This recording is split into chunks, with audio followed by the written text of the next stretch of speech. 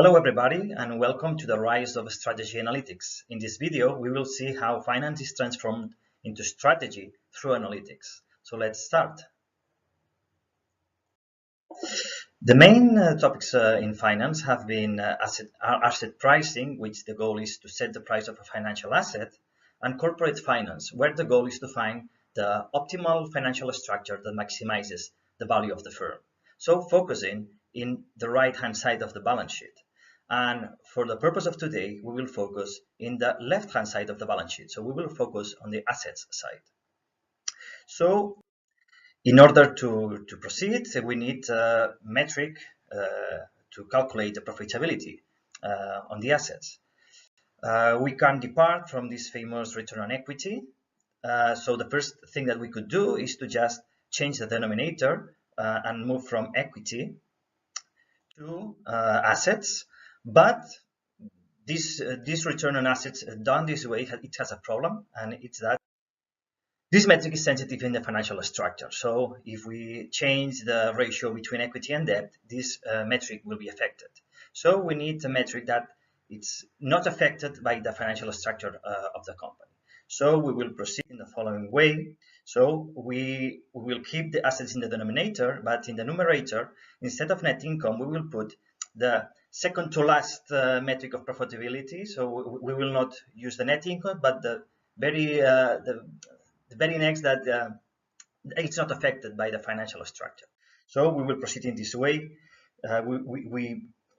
We show how it's net income calculated, and what we will do is just rearrange the terms and isolate this impact that the interest have and the tax shield. So rearranging it in this way, we defined its EBI, the earnings before interest, and if we calculate return on assets this way, earning before interest divided by assets, now this metric is not affected by the financial structure of the company. So, and now the next step, let's break down this metric. We just multiply and divide by sales, and we rearrange the terms, and we just define a pair of new concepts based on in this distribution. So earnings before interest divided over sales, we call it the profit margin for return on assets, and sales over assets, we call it assets turnover. And what happens is that here we can see a graphic from famous corporate finance book, and what we can see is that the profit margin and the assets turnover can characterize an industry. Here we see some examples.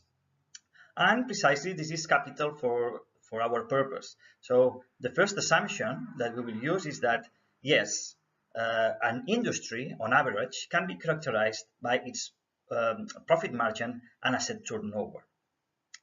What we can do, assuming that this is right, what are the next thing that we can do? Well, we can turn these industries, these dots on the graphic, into vectors. Here, for instance, we see the one for utilities. We could do the same thing for retailing apparel, and then once we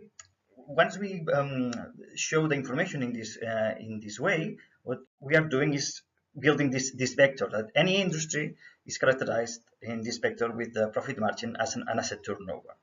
What can we do now when we have information in this fashion? Well, we can start applying some analytics or data science tools, and for instance, we could calculate the Euclidean distance between these two industries, or the angle between the two vectors to calculate the cosine similarity, and we could start playing like, well, where is my next competitor come from? And then we could speculate that, well, it would come from another industry that is very close to the current one.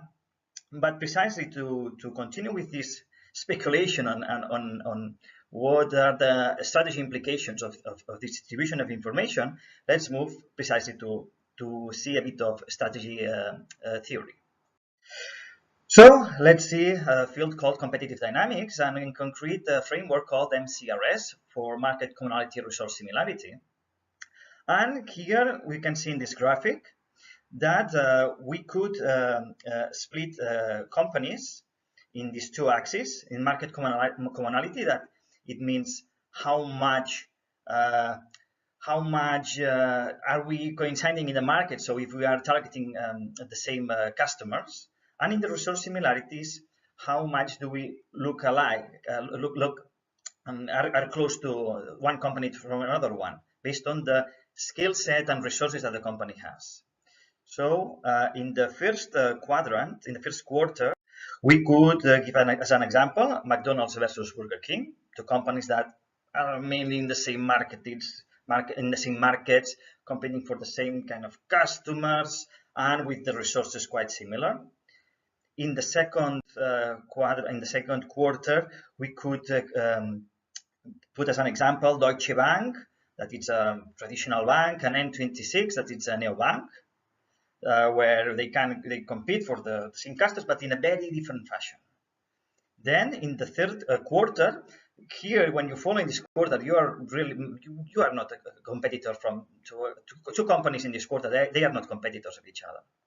And last, in the fourth quarter, they are companies that like Facebook and Google that are competing for different markets, but indeed the resources that the company has are very, very similar.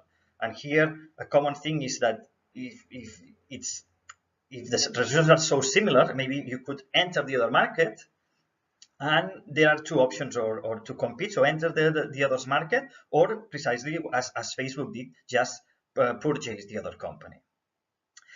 And also there is the concept of competitive asymmetry. What does it mean? It means that how companies fall in this distribution of this graphic are dependent on the standpoint of each company. So here, from the perspective of N26 could perceive Deutsche Bank and themselves as we compete for the same people, but indeed we are very different companies. So our resources are our resource similarity are very low, but market commonality high. But from the standpoint of Deutsche Bank, it could be that Deutsche Bank has a different opinion. And this is why it's competitive asymmetry. Because Deutsche Bank could think, yes, we are very, very different banks, but in fact, we are also competing for different customers. So here we see that the standpoint matters a lot. Competitive dynamics is nothing new, and you see all of these companies that are already or have applied this strategy framework in their companies. So here we are not questioning if this framework works or not, because it seems it does. What are we speculating is, can we transform this handcrafted, so this manual framework for a strategy into something it must? Can we just quantify all this and use it in a massive way through analytics and data science? So this is really what we are trying to do. So the first thing that we will do is to characterize a company will be characterized for this array of values. All of them have to be common values that any company would have, and for instance, like a profit margin or asset turnover can be calculated for any company. And then we are splitting these values in one set for a market to be assessed in market commonality, and another subset for resource similarity. So this is how we will characterize companies. Then another very important point is, as we said, how we characterize competitive asymmetry. So what we will do is make use of asymmetric similarity methods. In this example, we see a full picture against its upper left quarter, and if we transform these two images into a vector of numbers and we compare them, if we use a symmetric similarity method like we said before, cosine similarity, or we calculate the Euclidean distance, these two pictures will be similar, or the similarity that these two pictures will have it will be the same if we compare the full picture against the quarter or the quarter with the full picture. The similarity, whatever it is, here I just chose is 60% to give a number, it will be the same. But if we use an asymmetric similarity method, then it will be different depending on the standpoint. If the full picture is compared against the upper left quarter, it will have a value of similarity, and on the other hand, if we compare the quarter with the full picture, it will have a different similarity measure. So, and well, having characterized the companies and having chosen asymmetric similarity methods, let's see what was the outcome of the experiment. So we put 12 companies under this methodology, and well, here we just see an example of company C, how it compares to the rest. And what was the outcome? The truth is that anything could have happened. So the outcome could have been a complete disaster, saying that this makes no sense at all. But the truth is that it happened all the opposite. So the numbers were extremely good, which well, it's a good thing, because at least it says that it does not confirm that this works, but at least it does not reject it. It's not the experiment did not say that this is a complete nonsense. So the next step is that, well, since the first test was passed, this is encouraging us to continue working. What are the next steps? The next step is to keep testing with a much bigger data set, with the improvement of the model, and well, we have to keep trying until numbers say that if we are right or we are wrong. So I hope you enjoyed this presentation, and well, if you liked it, I just invite you to also test it and share your findings with the community. Thank you so much.